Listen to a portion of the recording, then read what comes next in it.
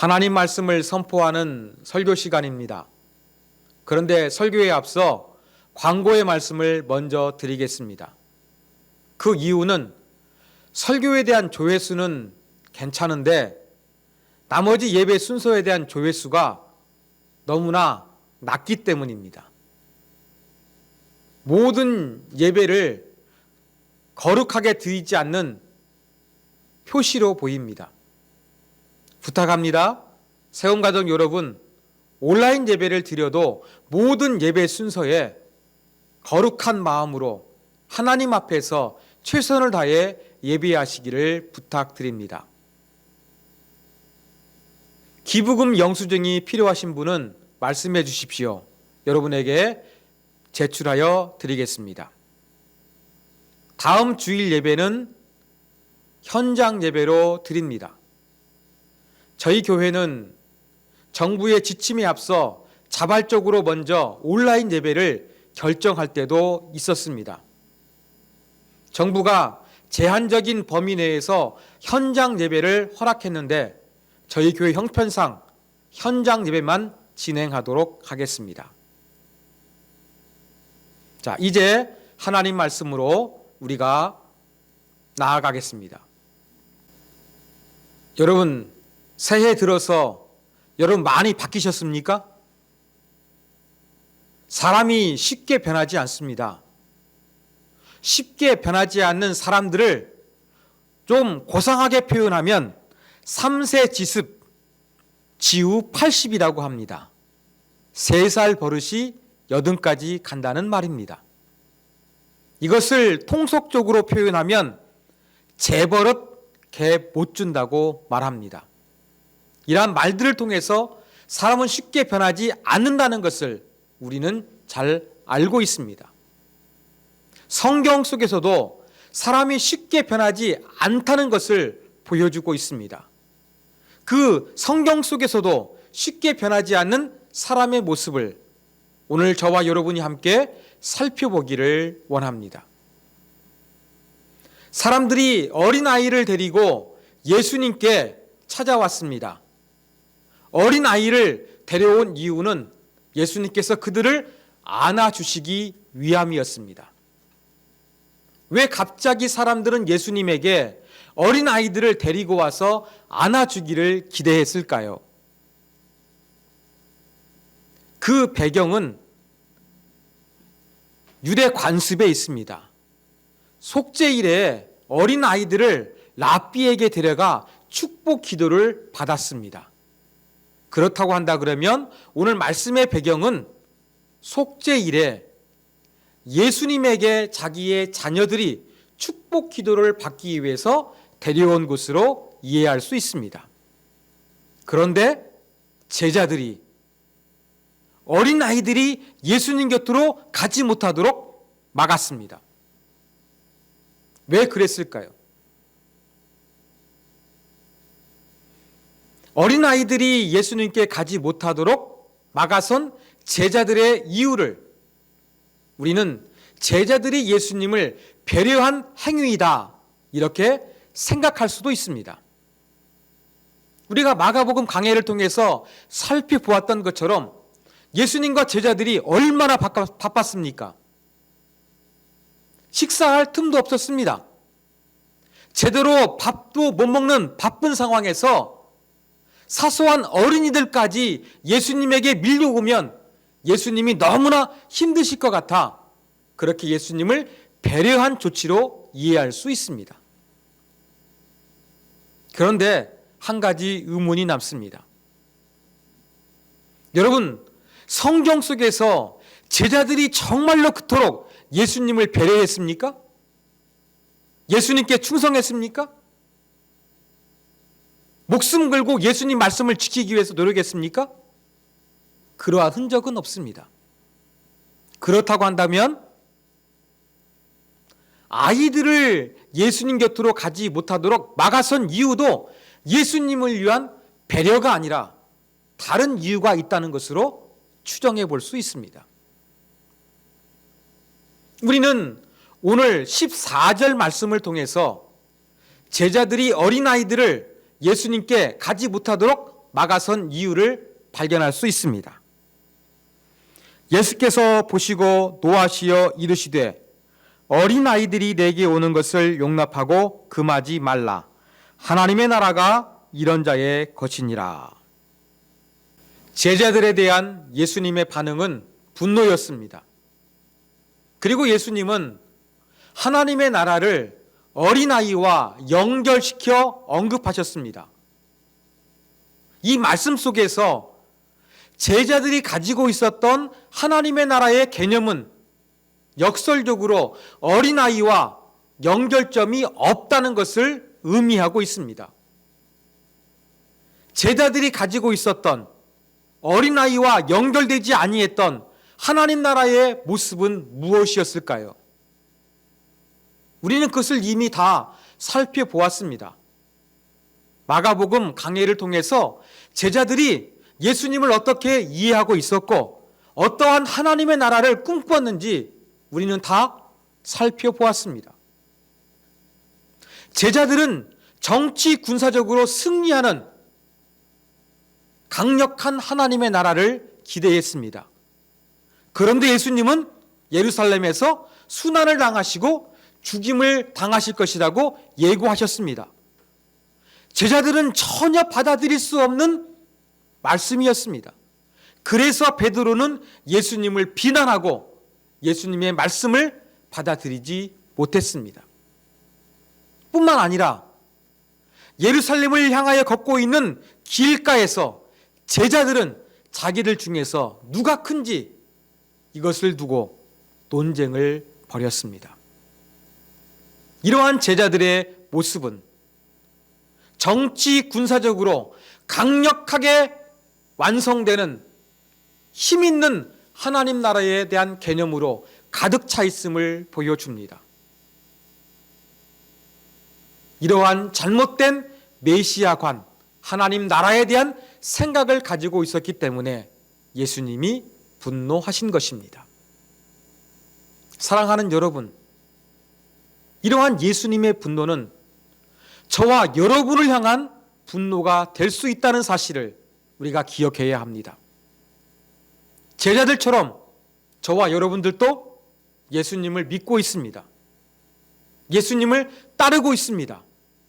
예수님을 나의 주 하나님으로 고백하고 있습니다. 입으로는 완벽하게 주님과 하나가 되었지만 우리의 삶은 주님과 일치하지 않습니다.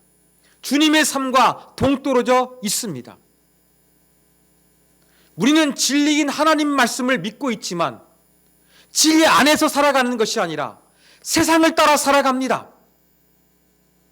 오직 진리가 그리스도 안에 있다고 말로는 고백하지만 실제 우리를 지배하는 것은 세상의 성공과 세상의 명예와 세상의 지위입니다.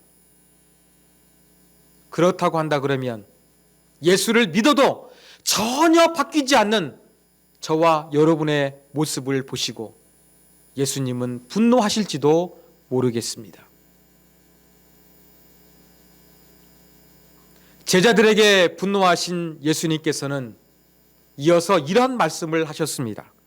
15절, 누구든지 하나님의 나라를 어린아이와 같이 받들지 않는 자는 결단코 그곳에 들어가지 못하리라, 이렇게 말씀하셨습니다. 예수님은 하나님 나라에 들어갈 수 있는 기준으로 어린아이를 언급하고 있습니다. 제자들은 하나님의 나라와 어린아이들을 전혀 연결시키지 못했는데 예수님께서는 어린아이와 같이 하나님 나라를 받들어야 한다, 이렇게 말씀하셨습니다. 어린아이처럼 하나님 나라를 받드는 것, 그게 구체적으로 무엇이겠습니까? 이 부분을 언급할 때 가장 많이 언급되는 것이 어린아이들이 가지고 있는 순수함입니다. 어린아이들처럼 순수하게 의심 없이 하나님 말씀을 받아들여야 한다, 이렇게 해석을 합니다. 맞습니다. 그러나 이것이 전부가 아닙니다. 어린 아이들은 무궁한 가능성을 가지고 있습니다. 그래서 어린 아이들을 비유할 때 하얀 도화지 위에 비유할 때가 많이 있습니다. 아무것도 그려 있지 않는 하얀 도화지 위에는 어떠한 그림을 그려 넣을 수 있는 무궁무진한 가능성이 있습니다. 어린 아이들이 이러한 존재라는 것입니다. 그런데 이 무궁무진한 가능성과 잠재력은 어떠한 생각에 사로잡혀 있거나 고정관념에 갇혀 있을 때에는 이 가능성이 제한됩니다. 축소됩니다. 여러분, 어린 아이와 같이 하나님 나라를 받들여야 한다는 의미는 무엇이냐면 우리가 어떠한 고정관념이나 어떠한 생각의 틀에 갇혀 있어서는 안 된다는 것을 의미하는 것입니다. 우리가 바른 신앙, 천국에 들어갈 수 있는 신앙이 되기 위해서는 우리가 가지고 있는 고정관념, 생각의 틀, 이러한 것들을 과감하게 전부 다 내려놓을 수 있는 그러한 모습이 있어야 합니다. 이게 진정한 순수함일 것입니다. 또한 어린아이같이 하나님 나라를 받들어 드린다는 것은 철저하게 하나님만을 의존한다는 것을 내포하고 있습니다. 말씀드렸던 것처럼 고대 사회에서 어린아이들은 아무런 법적인 권한이 없었습니다. 사람들은 어린아이를 물건 취급합니다. 법적인 권한도 없습니다. 이렇게 무시당하는 어린아이가 세상을 어떻게 살아갈 수가 있겠습니까? 자기를 낳아준 엄마 아빠에게 의존하는 것입니다.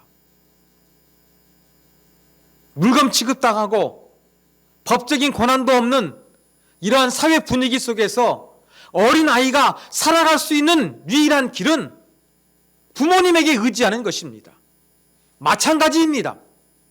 어린아이와 같이 하나님 나라를 받든다는 것은 철저하게 신앙으로 하나님만을 믿는다는 것입니다. 신뢰한다는 것입니다. 하나님 나라에 들어가는 삶, 어린아이처럼 아주 철저하게 하나님만을 의지할 때 가능하다고 예수님 말씀하신 것입니다.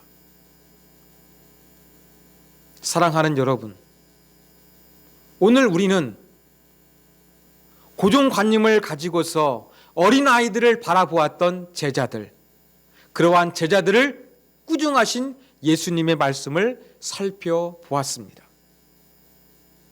오늘 말씀 속에서 제자들은 반복적으로 그들이 변하지 않고 있다는 것을 여실하게 보여주고 있습니다. 예수님은 여러 차례 죽음과 순환을 예고하셨지만 제자들은 여전히 그것을 받아들이지 못하고 있습니다. 여기에 대해서 예수님은 분노하신 것입니다. 변하지 않는 제자들의 생각에 대해서 예수님은 너무나 화가 나신 것입니다. 가슴이 아프셨던 것입니다. 사랑하는 여러분, 저와 여러분의 모습도 이렇게 어떠한 생각에 갇혀서 고정관념에 갇혀서 진리이신 하나님 말씀을 믿어도 변하지 못하고 받아들이지 못하고 있지는 않습니까?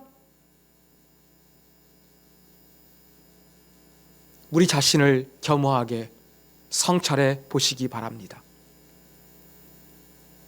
사랑하는 여러분, 우리는 우리의 생각을 내려놓고 생각의 틀을 깨고 고정관념에서 벗어나 어린아이처럼 순수하게 모든 가능성을 열어두고 고정관념에 사로잡히지 않고 철저하게 주님만을 의지하는 이 자세가 필요합니다.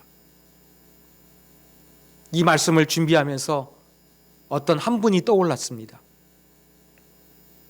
그분은 10년이 훨씬 넘도록 어떤 특정 주제에 대해서 같은 말씀을 반복하셨습니다. 시간이 지났는데도 불구하고 계속 같은 말씀을 반복하십니다.